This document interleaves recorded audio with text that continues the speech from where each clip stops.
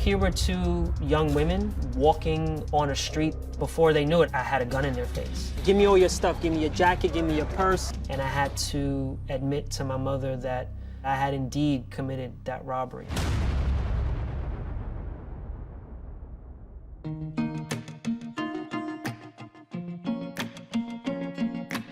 So I was born in Georgetown, Guyana, but my mother didn't want me to grow up in Guyana. We landed in a neighborhood that is commonly referred to as South Jamaica, Queens. What I did see growing up as a child was crack vials on the floor. I was robbed myself at gunpoint when I was only 10 years old. And it was the first time that I saw the power of a gun. After I graduated high school, I started running with all of these older guys. We participated in stealing cars, we stripped cars, we did insurance jobs. We steal your car, we burn it. We participated in setting people up. We would lure the individual into the predicament where they would be robbed. It was 4 of us in a vehicle. The windows were tinted. We had firearms in that vehicle. And at some point, someone made mention of committing a robbery. So, you know, this area, 96th Street and Park Avenue in New York City, this is a very affluential neighborhood. I remember us parking, and I remember crossing the street, and I just remember seeing these 2 women walking up the block. I took out the gun that I had, and I stuck it in their face, and I could see that they were extremely terrified. And I told them, you know, give me all your stuff. Give me your jacket, give me your purse.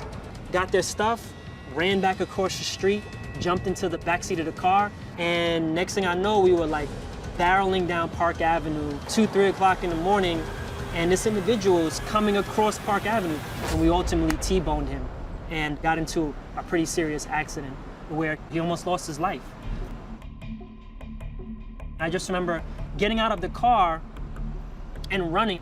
And next thing you know, the police were on top of me, all over me, handcuffing me with the sirens flaring. And then I remember someone saying, okay, we got what we need. All right, let's get him in the car.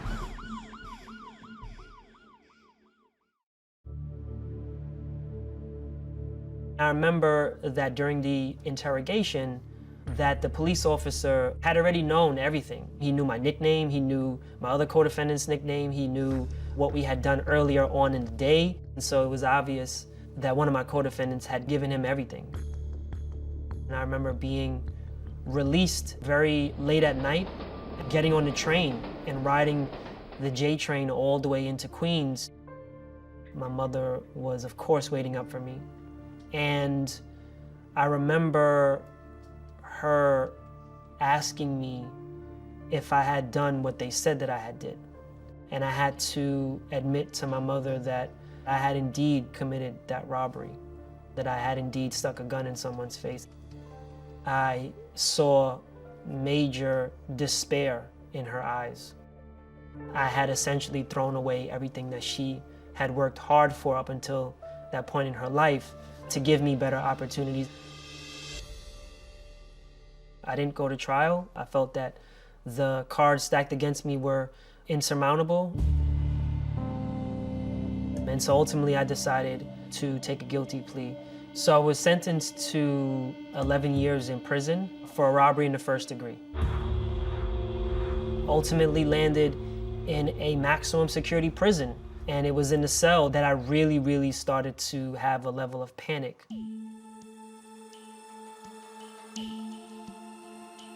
I remember meeting and befriending an older individual, what we would call OGs in the system. He was the one that actually prompted me and pushed me to get into a college program that was available there. And he said to me, here's an opportunity to put some good in the world and to potentially help to take away some of the wrong that I've done. And it forced me to unpack all of the that I was carrying about who I was, what I was, and the person that I ultimately wanted to be. Fast forward 4 years, I had applied for an appeal, and my lawyer was ultimately able to get me a lesser sentence. When I left prison, I realized that my legacy was something that I was not proud of. When they said that I needed to find gainful employment, it was important to me that that first job be one that was doing work that I wanted to do, which was to help people. I landed a job as a HIV and AIDS case manager to help people and their families who were HIV positive to acquire services. I had, at this point, successfully completed parole without incident, had been discharged. My wife and I had got married. We had 2 young children. I was 1 week away from completing my graduate degree. And the doorbell rings. My wife says, "It's the police." They told me that they were there from Department of Homeland Security and that they were there to arrest and detain me because of the fact that I had a felony conviction, despite that felony being from, at that point, more than a decade prior. I had the type of felony conviction that was at the top tier of who Homeland Security was targeting for detention and deportation. They brought me out of my home in handcuffs and they locked me into a room. I remember having essentially an anxiety attack because I knew that at that point they had dragged me back into the system. I ultimately ended up spending 5.5 months in immigration detention. I wanted to give up many times, including the day before I was released, when I told my wife that I just couldn't do it anymore and that I was going to go into the courtroom and I was going to tell the government that I would get on a plane and be sent back to my birth country of Guyana because I needed to find a way to get closer to my children.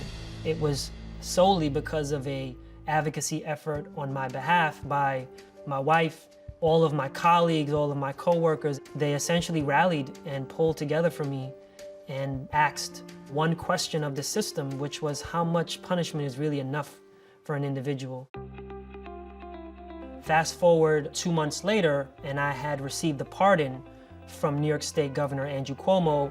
And so shortly after receiving that pardon, I decided that I would tell my story as someone who has survived both immigration detention and incarceration.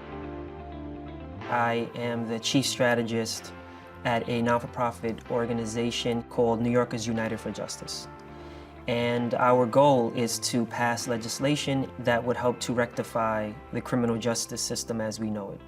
That's what drives me to fight every day, to help to readjust a system or systems that are damaging people and communities, sometimes for generations. One day we will be questioned, what did we do during this time? I want to be able to say that I fought like hell to give you a better society.